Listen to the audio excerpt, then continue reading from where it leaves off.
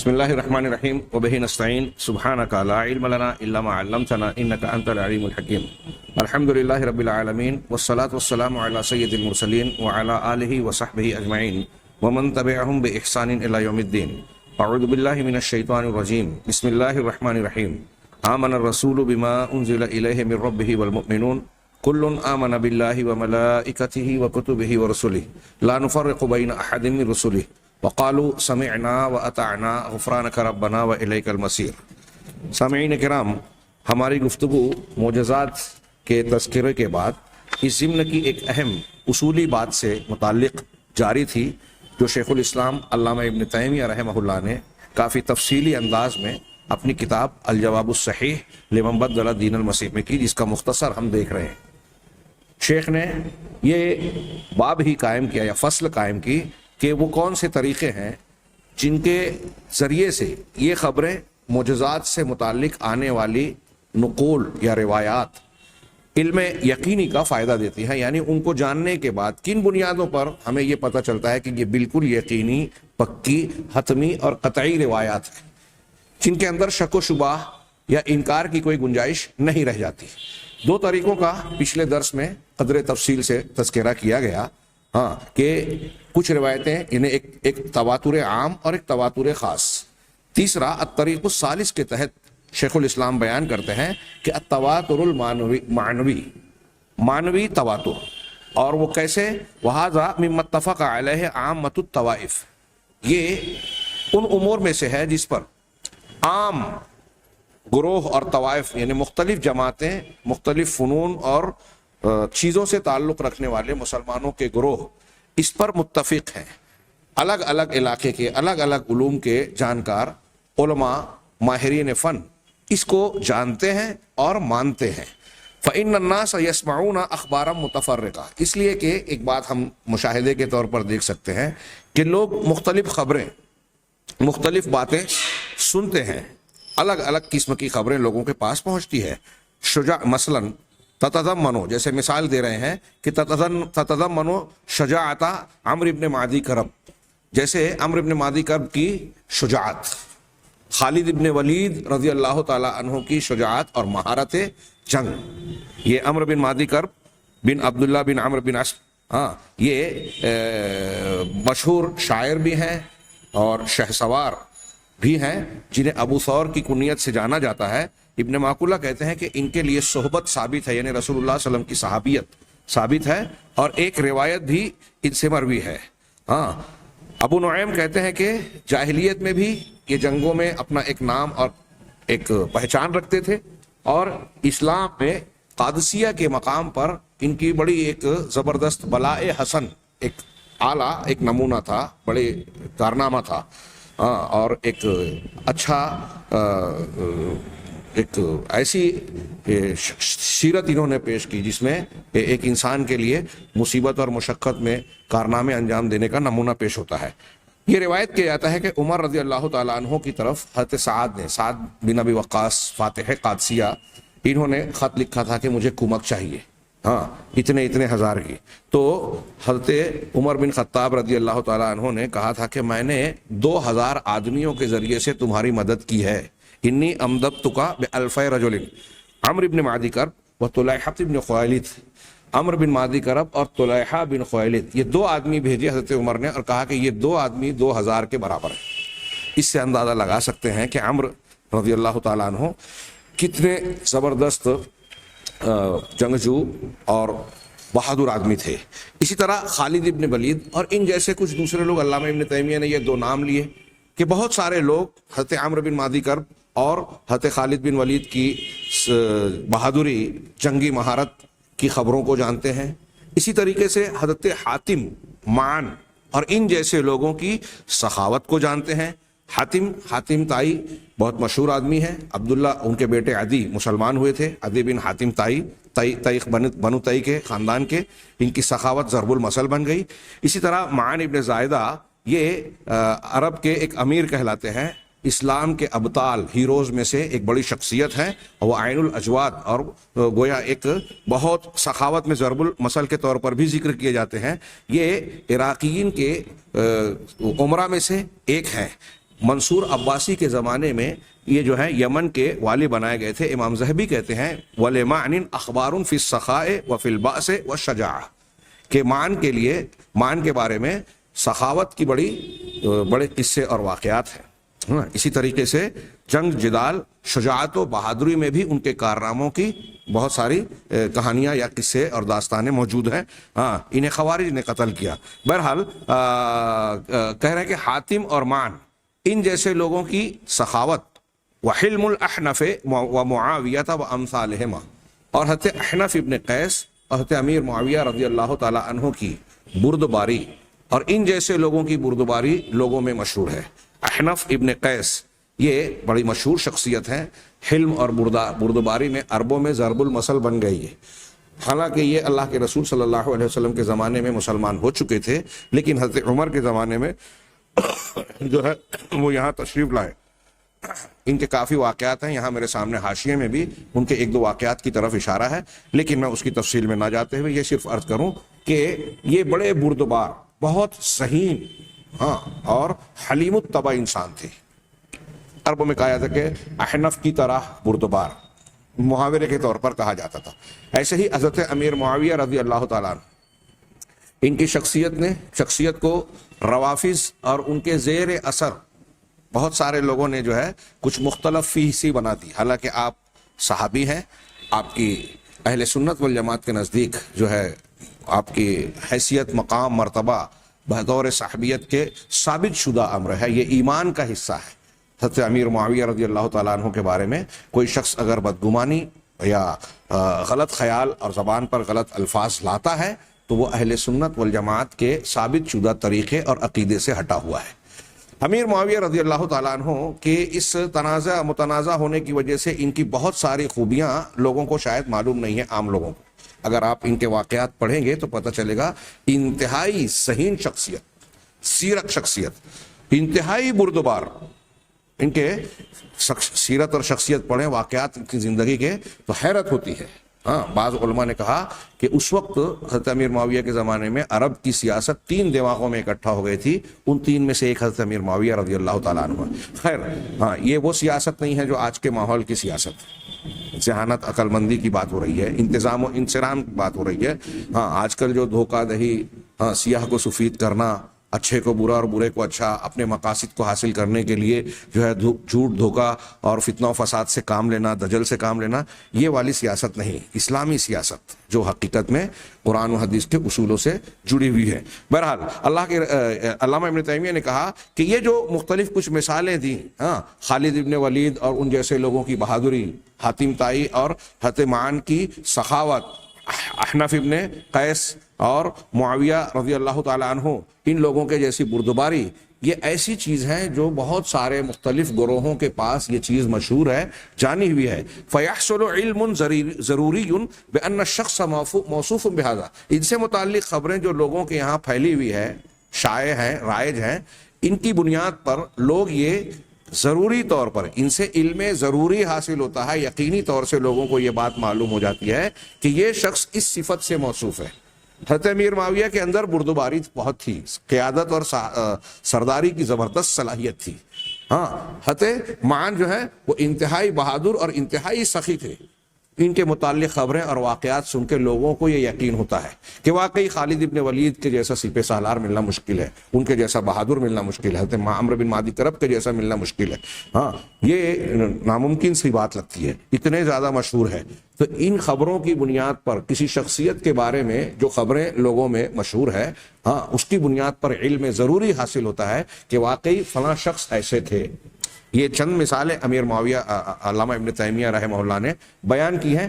آج ہم دیکھیں ایسی بہت سی شخصیات ہیں جن کے بارے میں لوگ اسکولوں میں پڑھتے ہیں. برنارڈ شاہ ایسے تھے، گاندھی جی ویسے تھے، مسولینی یہ تھا، فلاں یہ تھا، ہٹلر ایسا تھا. تو ان لوگوں کے متعلق جو خبریں الگ الگ لوگوں کے پاس ہیں اور جو چیزیں مشہور ہیں، اس کی بنیاد پر ایک انسان کے ذہن و دماغ میں ان کے بارے میں ایک طے شدہ بات ہے کہ یہ شخصیت ایسی تھی یا ان کے اندر یہ صفت موجود تھی. وَإِن كَانَ كُلُّ خَبَرٍ لَوْ تَجَرَّدَ لَمْ يُفِدِ الْعِلْمَ. اگرچہ کہ ہر خبر الگ الگ، ان سے متعلق جو خبریں ہم کو مل رہی ہیں، ان میں سے ایک ایک واقعے کو، ایک ایک خبر کو اگر الگ الگ کیا جائے تو ان سے علم حاصل نہیں ہوتا، یعنی یقین حاصل نہیں ہوتا. لیکن مختلف خبریں ملنے کے بعد وہ یقین کے پہلے درجے تک پہنچ جاتی ہیں. دنیا کے ایسی بہت ساری چیزیں ہیں. اگر آپ کے پاس کوئی آدمی ایک آ کر بتا رہا ہے, آپ اس بات کو کسی کے سامنے نقل کریں تو وہ بہت اعتماد بھروسہ نہیں کرے گا. لیکن آپ نے نقل کیا, پھر دوسرے کسی ذریعے سے وہ خبر مل رہی ہے, تیسرے ذریعے سے خبر مل رہی ہے, تو اس میں یقین کا پہلو مضبوط سے مضبوط تر ہوتا جاتا ہے. یہ میں صرف ایک سادی سی بات بتا رہا ہوں. اس طرح کے خبروں کو مضبوطی دینے والے اور بھی کئی قرائن عناصر ہو سکتے ہیں. ہاں, فہذه الاحاديث واضعاف اضعافها هي اضعاف اضعاف ما نقل عن واحد من هؤلاء. اب یہ بیان کرنے کے بعد اس حقیقت کو جو علامہ ابن تیمیہ نے بتایا کہ مختلف گروہوں کے پاس مختلف شخصیات اور مختلف لوگوں کے بارے میں الگ الگ خبریں ہیں, جن کی بنیاد پر لوگوں کو یہ یقین ہے کہ فلاں شخص سخی تھا, فلاں بہادر تھا, فلاں شخص فلاں بادشاہ بڑا ظالم تھا, فلاں ایسا تھا, فلاں ایسا تھا, یقینی طور پر یہ جانتے ہیں. تو یہ جو جن خبروں کی بنیاد پر لوگوں کو یہ پتہ چل رہا ہے, ان خبروں کے مقابلے میں اللہ کے نبی جناب محمد رسول اللہ صلی اللہ علیہ وسلم کے معجزات سے متعلق, آپ کی آیات اور نشانیوں سے متعلق جو خبریں, جو حدیثیں ہم تک پہنچی ہیں, لوگوں میں پھیلی ہیں, رائج ہیں, اور مختلف ذریعوں سے ان کی تائید ہوتی ہے. کہہ رہے ہیں علامہ ابن تیمیہ کہ یہ حدیثیں اس سے کہیں گنا در گنا ہیں. ہیا اضعاف و اضعاف, ہاں, فہذه الاحادیث و اضعاف و اضعافها, یہ حدیثیں معجزات کی اور جن کو ہم نے بیان کیا اس سے کئی گنا زیادہ, وہ سب حدیثیں ان حدیثوں کے مقابلے میں جسے ان میں سے کوئی شخص کے بارے میں نقل کیا جاتا ہے, اس کے مقابلے میں گنا در گنا اور بہت زیادہ ہے.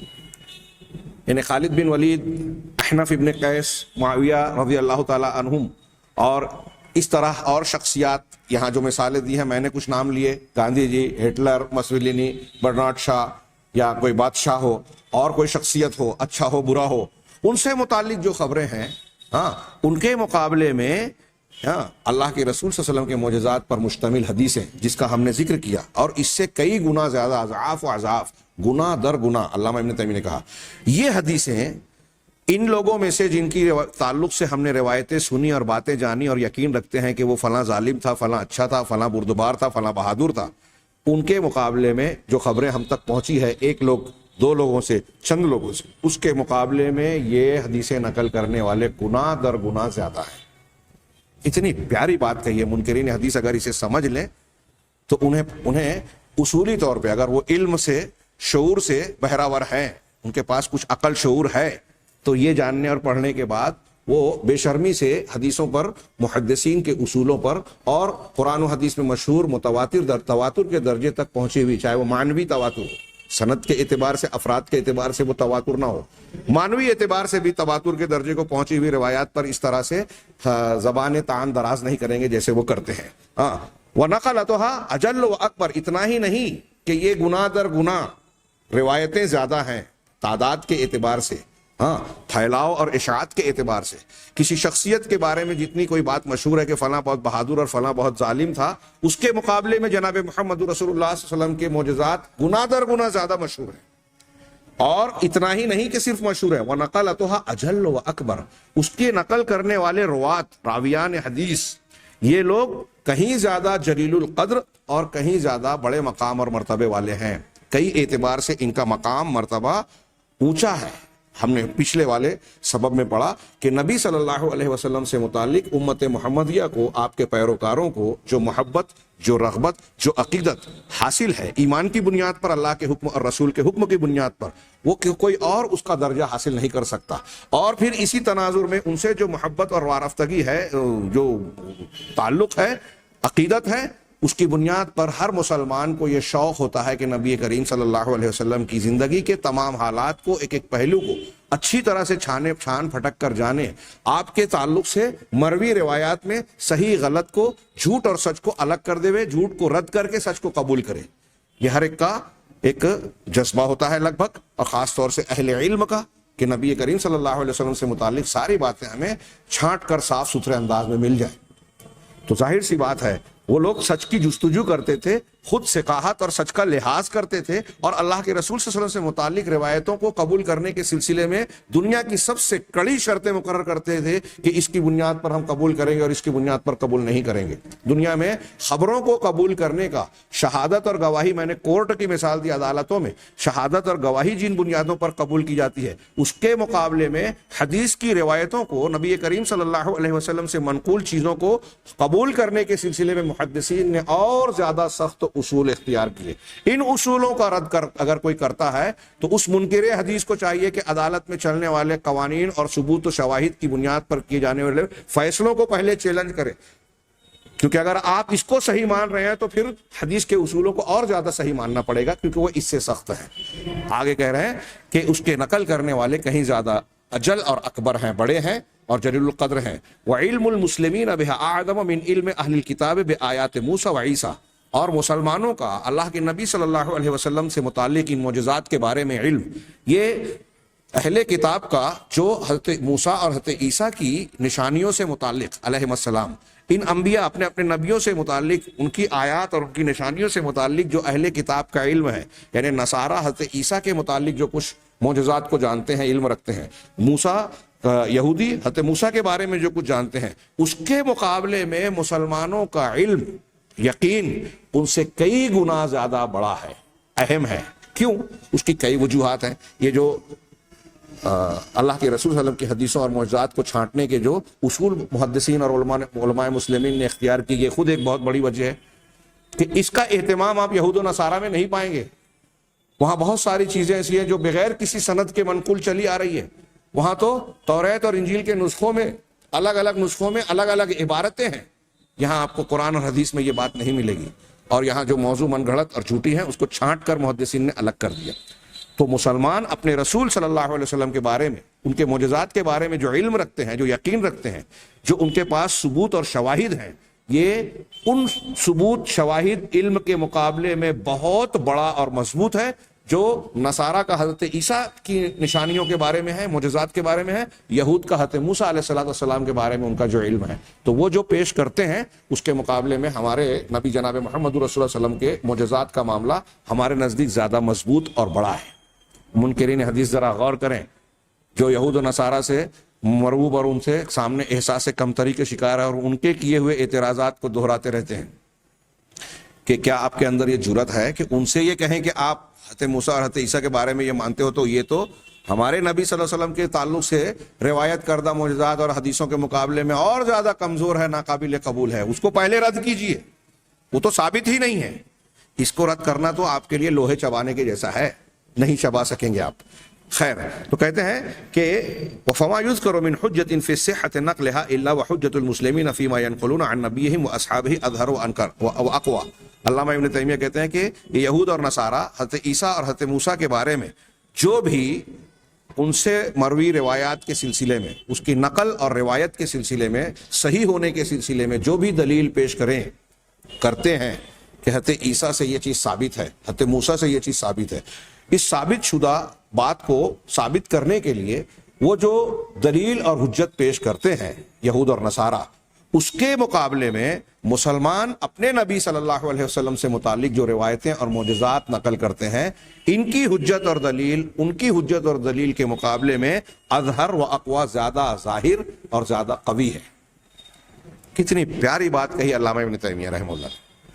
ہاں، اگر لوگ ان باتوں پر تھوڑا اچھے سے غور کر لیں تو یہ یہود و نصارہ کی بنیادیں ہل جائے گی، اور ان کی بنیادوں پر جو لوگ کھڑے ہو کر اسلام کے جو قلعے پر پھول کے ذریعے حملہ کر کے سوچتے ہیں کہ یہ قلعے کی دیواریں جو ہے ٹوٹ جائے گی، وہ اپنی نیند سے باہر آ جائیں گے، غفلت سے باہر آ جائیں گے. آگے کہتے ہیں کہ الطریق الرابع، چوتھا طریقہ خبروں کو ثابت کرنے کا یہ ہے کہ انہا تکون بمحضر من الخلق الکثیر، کہ یہ چیز جو ہے اللہ کے رسول صلی اللہ علیہ وسلم کے جو معجزات رونما ہوئے، اللہ تعالیٰ نے آپ کے ہاتھوں پر خرق عادت چیز جو آپ کی سچائی کی دلیل کے طور پر ظاہر فرمائے، جن کو ہم معجزہ کہہ رہے ہیں، اور جو ہمارے زیر گفتگو ہے نبی کریم صلی اللہ علیہ وسلم کی نبوت کی بہت مضبوط، بہت بین اور واضح دلیل کے طور پر. تو یہ جو چیزیں آپ کے ہاتھوں پر ظاہر ہوئی، تو یہ عام طور سے کچھ کچھ مستثنا ہو سکتی ہیں، لیکن عمومی طور سے یہ جو معجزات آپ کے ظاہر ہوئے بے محضر من الخلق الکثیر، یہ بہت ساری مخلوق یعنی لوگوں کی بڑی تعداد کے موجودگی میں یہ چیزیں ظاہر ہوئی.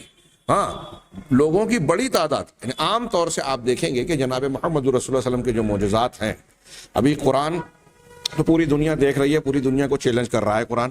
ہاں، اس کے ہٹ کر جو عارضی طور پر جو خرق عادت امور رونما ہوئے ان کو بھی آپ دیکھیں گے تو اکثر بیشتر ایسے ہیں کہ اکا دکا آدمی کے مقابلے میں عام آپ دیکھیں گے کہ ایک بڑی جماعت موجود ہے، اس کے سامنے یہ ظاہر ہو رہا ہے، کیونکہ اللہ تعالیٰ کو اسے دلیل بنانا تھا.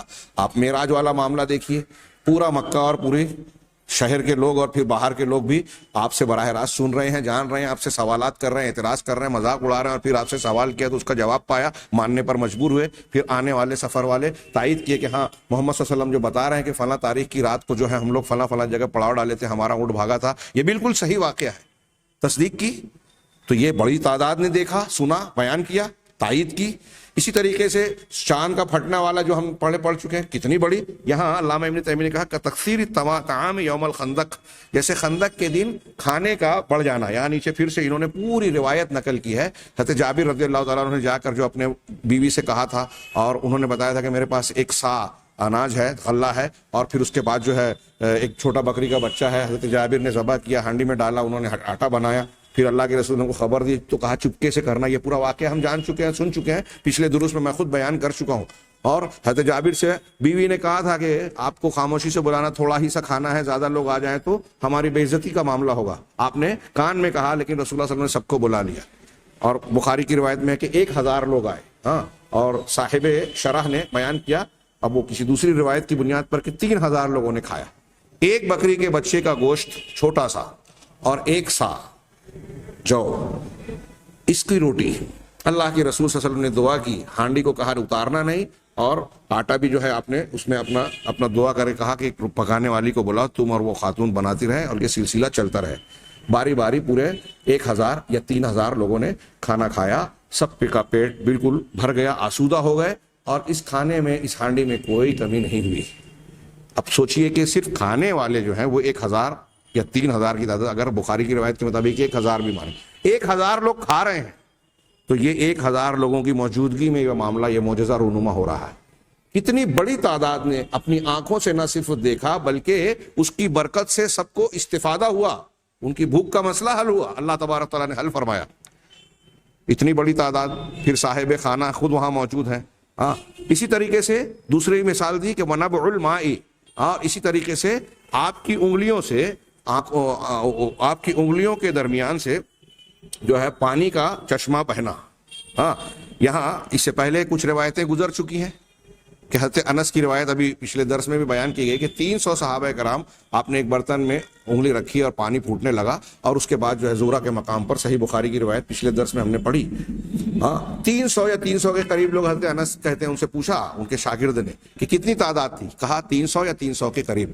سب نے وضو کیا، پانی پیا، وضو کیا، اور پانی ایک برتن سے جاری رہا. یہ 300 کی تعداد یہاں موجود ہے. یہاں انہوں نے ایک روایت بخاری کی نقل کی ہے حاشیے میں کہ برا رضی اللہ تعالیٰ عنہ سے روایت ہے کہ ہم لوگ حدیبیہ کے مقام پر 1400، ہاں، 1400، ہاں 1400 تھے. بعض روایتوں میں کہ 1400 یا 1500 کے قریب 1400 صحابہ موجود ہیں.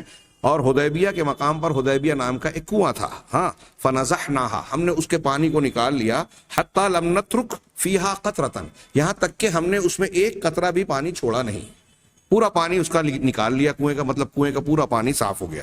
فجلس النبی صلی اللہ علیہ وسلم علی شفیر البئر، نبی کریم صلی اللہ علیہ وسلم رسول اللہ صلی اللہ علیہ وسلم کنویں کی کنارے پر، کنویں کی مینڈ ہوتی ہے شفیر کسی چیز کا، کل شیء، شفیر و کل شیء، ہر چیز کے کنارے کو کہتے ہیں. تو کنویں کے کنارے پر، منڈیر پر آپ بیٹھے. ہاں، فدعا بماء، ہاں، اور پانی منگایا. فمضمض، تھوڑا سا پانی منگایا آپ نے، کلی کی، مضمضہ کلی کی. ومجّ فی البئر، اور اپنی کلی کیے ہوئے پانی کو جو ہے کنویں میں جو ہے تھوکا، ڈالا کلی کی. فمکثنا غیر بعید، تو ہم زیادہ دیر نہیں ٹھہرے تھے، تھوڑی ہی دیر گزری تھی. غیر بعید یعنی زیادہ دیر نہیں ہوئی تھی، کچھ ہی وقت گزرا. ثم استقینا، کہ وہ پانی پھر سے اس میں بھر گیا. ہاں، پھر ہم نے اس سے پانی لیا. ہاں، حتی روینا، یہاں تک کہ ہم سب سیراب ہو گئے. اور ہماری سواریاں بھی سیراب ہو گئی. یہاں آپ دیکھ رہے ہیں کہ یہ معجزہ کتنے لوگوں کے درمیان واقع ہو رہا ہے. علامہ ابن تیمیہ یہاں تعداد کی طرف اشارہ کر رہے ہیں کہ ثابت کرنے کے طریقوں میں سے ایک یہ ہے یہ تواتر مانوی اور تواتر ظاہری دونوں ہیں. نہیں، تواتر تو پچھلا تھا. تیسرا یہاں کہا کہ بہت بڑی تعداد کے سامنے یہ واقعات پیش آئے. یہاں 1400 صحابہ کرام موجود ہیں جو اس بات کو دیکھ رہے ہیں اور برت رہے ہیں. اسی طریقے سے وہ فیضان البئر بالماء یوم الحدیبیہ، یہ آگے کہا، اور وہ نبع الماء من اصابہ وہ الگ ہے. حدیبیہ کے دن سمندر کنویں سے پانی کا فیضان ہونا، سوکھنے کے بعد اللہ کے رسول صلی اللہ علیہ وسلم کا اس میں کلی کرنا دعا کے ساتھ، اور پھر اس میں پانی بھر جانا. وَكُلُّهُمْ صَالِحُونَ، یہ جو روایت کرنے والے لوگ ہیں اتنی بڑی تعداد میں، بمحضر کثیر من الناس، بہت سارے لوگوں کی موجودگی میں یہ واقعات پیش آ رہے ہیں. اور یہ جو بہت سارے لوگ ہیں اس میں اہم بات یہ ہے کلہم صالح، کے سب صالح اور نیک لوگ ہیں. اعلیٰ درجے کے صحابہ کرام کا درجہ ایمانی اور اخلاق و کردار کے اعتبار سے ساری امت میں انبیاء کرام کے بعد سب لوگوں میں سب سے اونچا ہے. اتنے نیک، اتنے صالح لوگ.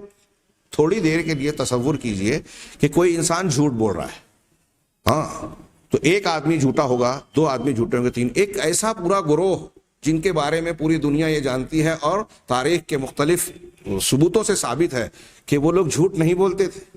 خود اللہ تبارک و تعالیٰ نے اپنے کلام میں جن لوگوں کی تعریف کی، اللہ ان سے راضی ہوا. ظاہر سی بات ہے کہ اللہ ان سے راضی ہوا تو وہ بے ایمان تو نہیں ہو سکتے، جھوٹے تو نہیں ہو سکتے.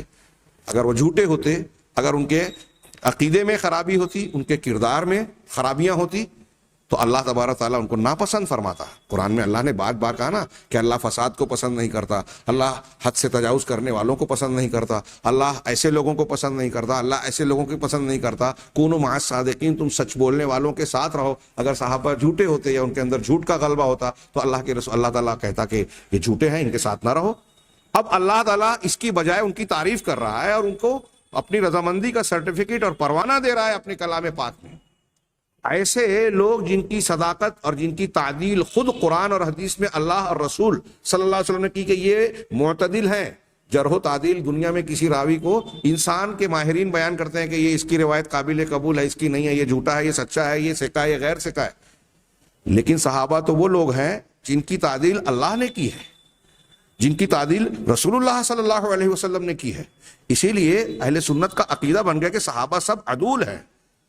یہ کوئی محض اندھی عقیدت کی بنیاد پر نہیں ہے، دلیل کی بنیاد پر کہ جس کی تعدیل اللہ اور رسول کر رہے ہیں، جن کو کہہ رہے ہیں کہ اللہ ان سے راضی ہوا، ہم ان کے بارے میں یہ فیصلہ کریں گے کہ یہ ناقابل قبول ہے.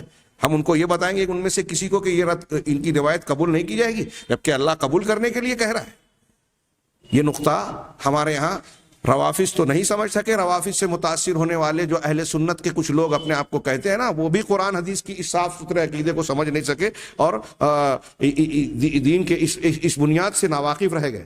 کہہ رہے ہیں کہ یہ سب کے سب جو بڑی تعداد میں اللہ کے رسول صلی اللہ علیہ وسلم کے معجزات کا مشاہدہ کرنے والے تھے، سب کے سب صالح اور نیک لوگ تھے. لا يعرف منهم من تعمد کذبۃ واحدہ، ان میں سے کسی انسان کے بارے میں، صحابہ میں سے کسی ایک صحابی کے بارے میں یہ بات ثابت نہیں ہے، معلوم نہیں ہے کہ کسی نے جان بوجھ کر ایک جھوٹ بولا ہو. ہو سکتا ہے جھوٹ اس معنی میں ان سے صادر ہوا اور ہوا ہے انسانی بشری تقاضے سے کہ ان کی غلط فہمی لا علمی ہوئی ہو، لیکن جان بوجھ کر کسی نے ایک جھوٹ بھی بولا ہو. علامہ ابن تیمیہ کہہ رہے ہیں یہ کہ ثابت نہیں ہے. وَكَانَ بَعْضُهُمْ يَنْقُلُهَا قُدَّامَ آخَرِينَ مِمَّنْ حَضَرَهَا. اب صحابہ میں سے بعض لوگ ان معجزات کو جنہوں نے دیکھا ہے ان لوگوں کے سامنے، دوسرے لوگوں کے سامنے اسے بیان کرتے تھے، نقل کرتے تھے. اور ان لوگوں میں کچھ ایسے بھی ہوتے تھے جو وہاں حاضر تھے. ایک واقعے کو میں نے دیکھا اور 5 لوگوں نے دیکھا.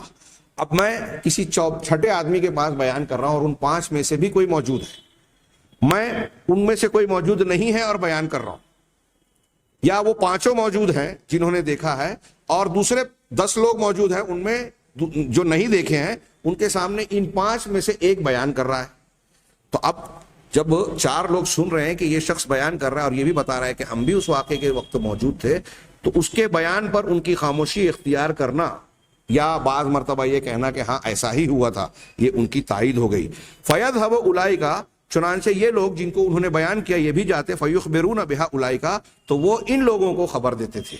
یہاں دیکھا، اب یہاں سے وہاں گئے اور وہاں سے وہاں، اس طریقے سے ایک دوسرے کو خبر دینے کا سلسلہ جاری ہے اور ایک دوسرے کی تصدیق اور تائید کا. وَيُصَدِّقُ بَعْضُهُم بَعْضًا، اور بعض کی تصدیق کرتا کہ ہاں یہ جو بتا رہے ہیں بالکل سچ ہے، ہم بھی جانتے ہیں، ہم نے بھی دیکھا تھا، ہم نے بھی سنا ہے.